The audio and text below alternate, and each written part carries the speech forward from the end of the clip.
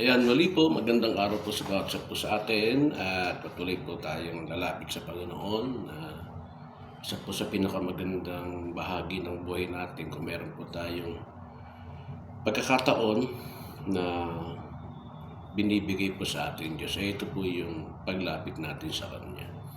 Maraming bagay po naman talaga na medyo masabi nating valuable po sa buhay natin. Siyempre, alam natin na yung pagtatrabaho, pag-aaral, pagkasikaso sa mga bagay na importante, yan naman po ay mahalaga naman talaga. Pero kailangan din natin bigyan din na sa buhay po natin ay kailangan din po natin magkaroon po ng tinatawag na paglapit at magbibigay po pa salamat sa ating Diyos. Ang katotohanan po nito ay ang Diyos po talaga ang nagbigay sa atin ng karapatan, pagkakataon na tayo po ay magkaroon po ng kaisan po sa buhay, spiritually, ma-incline na po tayo. Sabihin po magkaroon tayo inclination po sa Diyos sa buhay. Sa pamagitan nga po natin Panginoon sa Kristo. Kaya po doon sa chapter 10 po ng Hebrews 1-5 na pinapakita po rito na noong unang panahon po, noong Old Testament time ay nagkakaroon po ng pag-aalay, sakripisyo, ang hayop, ang dugo, no, na kung saan po ay binibigyan din po nila dito yung pag-aalay po ng sakaling mga kasalanan ay para mapatawad po at sinusunod at inaalay po itong mga hayop na ito, no, yung po mga bulls and goat, no, so yun po yung mga pambayad sa kasalanan at sinasagawa po ito ng mga otoridad na tao, sabihin yung mga priest po ay priest na nagbibigay po ng kanila pong time para po ay sunudin at ialay po sa ating Panginoong Amang-Banal.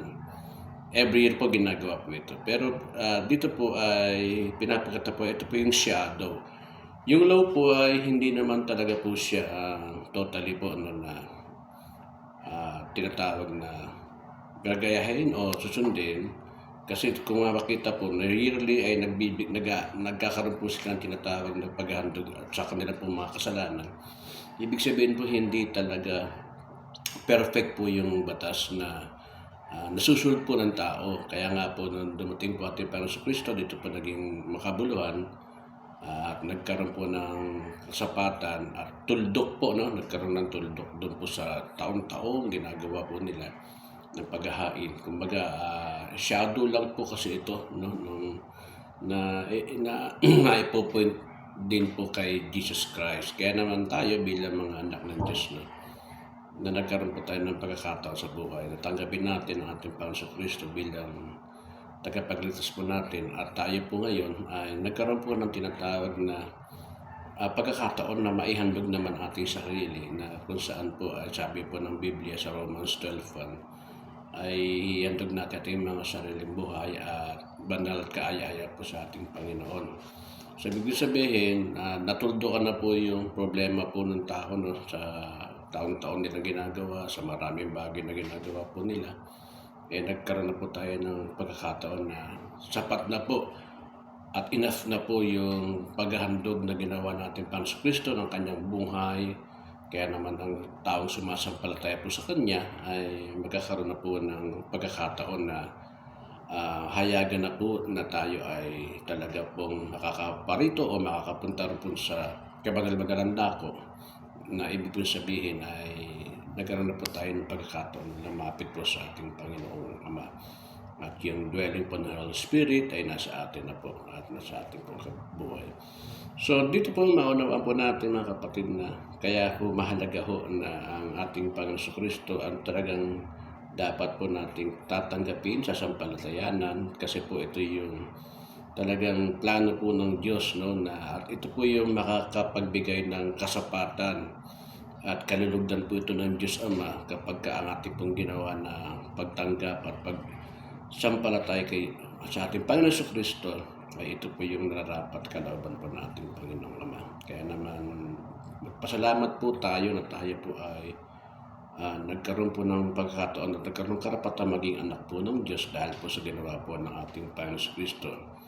At dito po hindi po tayo maligtas po ng batas, ng pagsunod po sa batas, kasi nga po yung pong pagsunod sa batas ay hindi naman talaga nating perfectly magagawa. Kaya ngayon po nasa panahon po tayo ng biyaya at kaligtasan po na pagkaloob po ng ating Panginoon Kristo.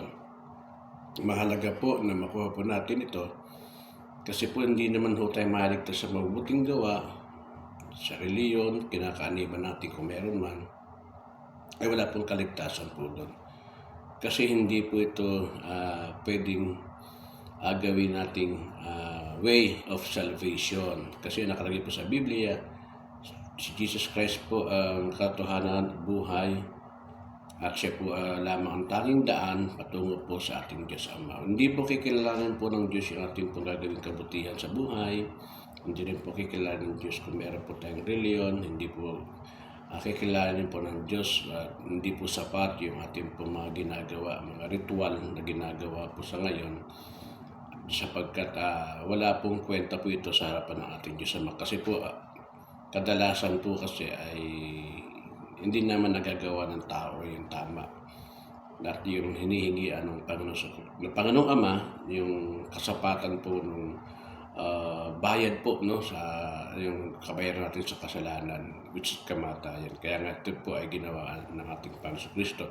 At ito po ang good news po talaga. Na si Kristo po ay nag-alay ng buhay, namatay, at ikatlong araw po ay binuhay ng muli. At doon po yung ating pong mga kasalanan na nagawa po natin ay sinama po niya at pinagbayaran po niya kasama na po lahat ng kasalanan po ito. Ang pinakamagandang bagay na ating gagawin mga kapatid ay tayo po ay sumampalataya po sa ating Panginoon Kristo upang maging kabilang po tayo doon po sa kinalulugdan ng Diyos Ama at binigyan na ng karapatan maging anak ng Diyos. Lahat po natin, hindi po lahat anak ng Diyos spiritually, lahat po ay nilikha na niya pero hindi po nagkaroon po ng tinatawag na pagkakataon po no na siya po ay bigyan kaluguran ng Diyos Ama sa kanya po pamamagitan ng kanyang buhay, anumang bagay ang ginawa niya. Ang pinakamahalaga po rito, tayo po ay nagkaroon po ng pagkakataon na encounter po natin ang Lord at nagkaroon po tayo ng buhay na walang hanggan dahil po sa pagsampalataya po natin sa ating Panginoong Kristo. Salamat po and magandang araw po sa lahat.